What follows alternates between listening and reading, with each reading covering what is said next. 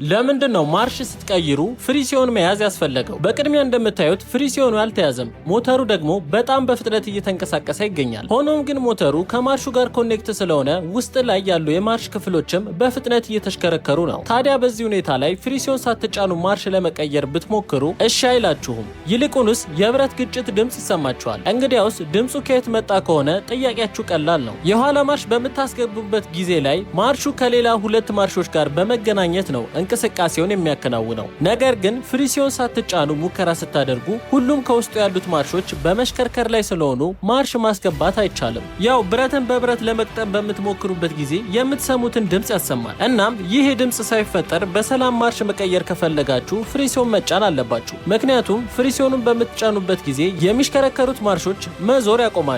በዚህ ጊዜ ማርሹ በቀላሉ ያለምንም ድምጽና ችግር በሰላም ይገባል። ይህን ቪዲዮ ያዘጋጀላችሁ ዋልታ ጂፒኤስ ሲሆን ከስጋትና ከስርቆት የሚገላግላችሁን የጂፒኤስ ቴክኖሎጂ ዛሬ ነገ ሳትሉ ከታች ባለው ስልክ ቁጥር በመደወል ያስገጥሙ።